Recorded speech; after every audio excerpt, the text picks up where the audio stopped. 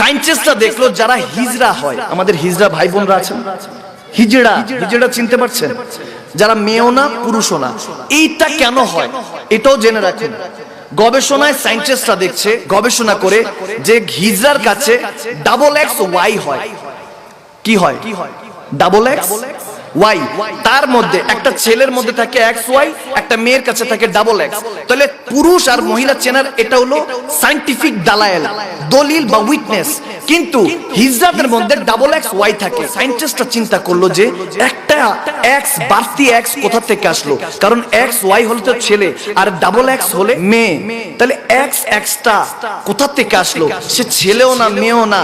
কিন্তু আমার নবী, দয়াল নবী রাহমাতুল্লিল আলামিন বলেছেন, যখন মা বোনদের 3 দিন 5 দিন 7 দিন তারা অপবিত্র অবস্থায় থাকে, হায়েজ নেফাস হয়, ওই অবস্থায় স্বামীদেরকে হুকুম দিয়েছে তোমরা মিলন মিশা অর্থাৎ সহবাস মিলন করো না। কারণ সেই সময় যখন করো, ওয়াসওয়াসিসিল খন্নাস, তোমার মধ্যে যে শয়তান, একটা খন্নাস নামের খবিশ শয়তান আছে, সে সামনে চলে আসে।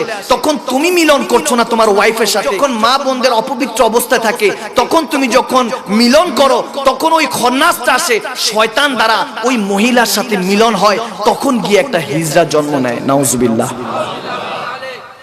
আমার নবী নিষেধ করেছেন যে যখন তুমি তোমার ওয়াইফের সাথে, বউর সাথে, স্ত্রীর সাথে থাকবা, যখন তার 3 দিন 5 দিন 7 দিন মাসিক যায়, ঋতুস্রাব যায়, হায়েজ নেফাস হয় আরবি ভাষায়, তখন ওই টাইমটা তুমি তোমার স্ত্রীর কাছ থেকে একটু দূরে থাকবা। 5 দিন 3 দিন 7 দিন ক্রস হলে তারপরে তোমরা মিলন করবা, মহব্বত করবা। এর আগে যদি করো, যদি বাচ্চা কনসেপ্ট হয়ে যায়, তোমার শুক্রাণু, পুরুষের শুক্রাণু অর্থাৎ এক্স ওয়াই যদি মহিলার কাছে চলে যায়, তখন ওটা ওই পুরুষের থাকে না।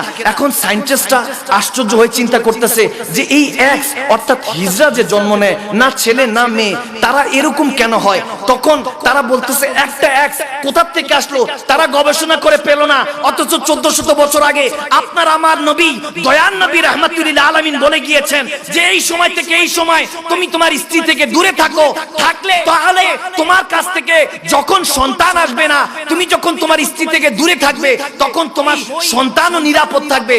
যখন এই ওয়াসওয়াসিসিল খন্নাস, ওই খন্নাস খবিশ শয়তান আর ওয়াসওয়াসা দিতে পারবে না। ওই পবিত্র মুহূর্তে যখন থাকবা, যখন তোমার স্ত্রী পবিত্র মুহূর্তে আসছে, যখন তোমার স্ত্রীর নামাজ এখন হবে, রোজা হবে, কারণ অপবিত্র 3 দিন 5 দিন 7 দিন থাকলে ওই সময় নামাজও মাফ। আমার নবী বলছেন ওই সময় তুমি তোমার স্ত্রী থেকে দূরে থাকলে সন্তান ভালো আসবে। আর যদি ওই সময় ওই মাসিক অবস্থায়, ওই অবস্থায় তোমার স্ত্রীর কাছে থাকো, তাহলে তোমার কাছে ওই শয়তান আসবে।